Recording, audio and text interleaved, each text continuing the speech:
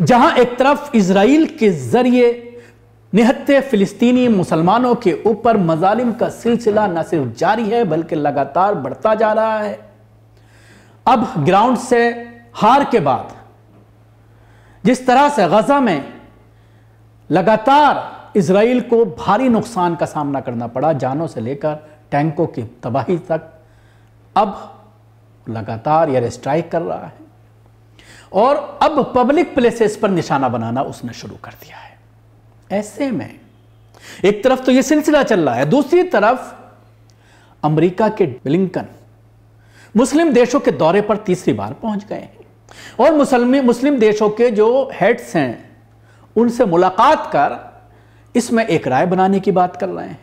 लेकिन होना यह चाहिए कि वाशिंगटन पहले इजराइल को रोके, उनके ऊपर दबाव बनाए कि यह बमबारी निहत्ते मुसलमानों के ऊपर जो बमबारी की जा रही है, उनको जो शहीद किया जा रहा है, बच्चों को जो शहीद किया जा रहा है, क्योंकि अब यह संख्या 29,000 से ऊपर मरने वालों की पहुंच चुकी है 3 महीने के दरमियान।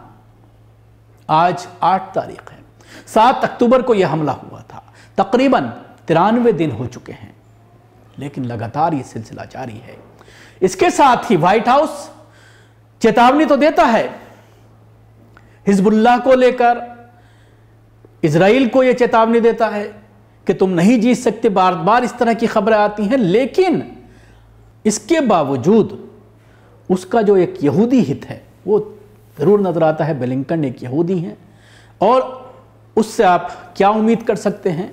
और फिर जिस तरह से अभी जो खबरें आ रही हैं कि इलेक्शन बिल्कुल करीब हैं, ओबामा का भी बयान आया है कि जो बाइडन हारते हुए नजर आ रहे हैं।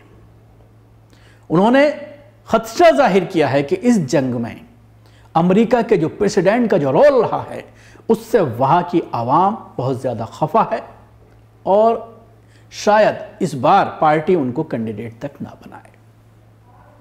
और उसके बाद कई तरह के सवालात जरूर खड़े हुए हैं।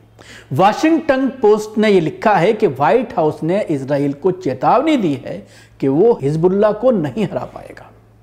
बाइडेन ने इजराइल पर दबाव बनाते और हिजबुल्लाह के साथ टकराव से बचने के लिए विदेश मंत्री ब्लिंकन को मध्य पूर्व भेजा है।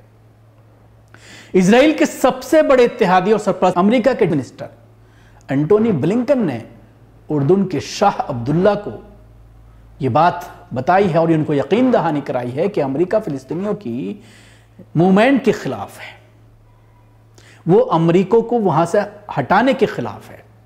एंटोनी ब्लिंकन मशरिक़ वस्ता के दौरे के सिलसिले में उर्दू में मौजूद थे ताकि गजा के मुस्तकबिल के बारे में तबादला ख्याल किया जा सके। अब सवाल यह खड़ा होता है कि किस बिहाफ पर आप इन देशों में जाकर के बात कर रहे हैं। इन तमाम देशों ने, अरब कंट्रीज ने जब इस फिलिस्तीन का साथ नहीं दिया और फिर आपकी बात इजराइल मान नहीं रहा है, आप कोई भी कंक्रीट फैसला करने में नाकाम हैं, आपके खिलाफ खुद आपकी आवाम खड़ी है, तो किस बिहाफ पर आप इन देशों का दौरा कर रहे हैं, ये एक बड़ा सवाल है। मुलाकात के दौरान शाह अब्दुल्ला ने फिलिस्तीनियों की जो वहां से हटाया जा रहा है नकल मकानी के हवाले से इजरायली मंसूबे पर अपनी तशवीश का इजहार किया। इस पर ब्लिंकन ने जोर देकर कहा कि अमेरिका मगरबी किनारे और गजा से फिलिस्तीनियों की नकल मकानी के खिलाफ है। इसके साथ ही अमेरिका समझता है कि आम शहरियों की हिफाजत की जरूरत है ताकि उन्हें यहूदी आबाद कर मगरबी किनारे में तशद्दुद का निशाना ना बना सकें। ब्लिंकन के हवाले से बात अमरीकी दफ्तर खारजा के तर्जमान ने एक बयान में बताई है। दूसरी तरफ इस दौरान इजरायली कार्रवाइयां गजा के अलावा मगरबी किनारे में भी तेज हो रही हैं। जिनैन के पनाह गुज़ीर कैंप में बमबारी के अलावा इस दौरान एक चेक पोस्ट पर 3 साल फिलिस्तीनी बच्चे को भी इजरायली पुलिस ने गोली मारकर शहीद कर दिया। शाह अब्दुल्ला ने ब्लिंकन से बात करते हुए कहा, वाशिंगटन का किरदार अहम है, इसलिए वो इजराइल पर दबाव डाले कि गजा में फौरी जंगबंदी की जाए, वहां इंसानी तबाही बढ़ती जा रही है। वाज़ेह है कि गजा में अब तक 28,000 से ज्यादा लोग शहीद हो चुके हैं, 20 लाख से ज्यादा फिलिस्तीनी गजा में बेघर हो चुके हैं, लेकिन अमेरिका अभी तक जंगबंदी की बात नहीं करता। इसके साथ ही फिलिस्तीनियों की सिर्फ नकल मकानी रोकने के लिए इजराइल पर दबाव डालने के बजाय सिर्फ मुखालफत की बात की है।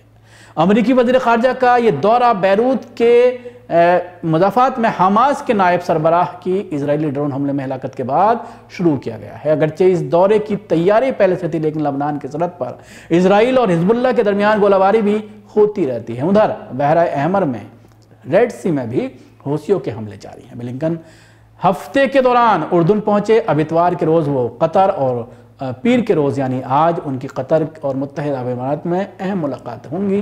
कतर में ब्लिंकन इसराइली जो इरगमाल जो बनाए गए हैं उनकी रिहाई के लिए कोशिशों पर बातचीत करेंगे, लेकिन अब तक 100 से ज़्यादा इसराइली जो हैं वो बंधक बनाए हुए हैं, वो हमास की कैद में है। ब्लिंकन के अब ये कोशिश है कि इसराइल के पड़ोसी अरब मुल्क गज़ा में इसराइल की जानिब से की गई अंधी तबाही के बाद अदा को फिर से तामीर करने और हमास खात्मे के बाद की हुकूमत के क़याम के लिए ताउन करें। ब्लिंकन ने ये एक इनका ख्वाब है कि हमास का खात्मा हो जाएगा और यहाँ पर जो है वो अरब जो है उनकी मदद करें, लेकिन अरबों से जो उम्मीद की जा रही थी वो तमाम नालायक साबित हुए हैं और कहीं ना कहीं अब जो है वो हमास नए सिरे से इनके बारे में भी सोचेगा।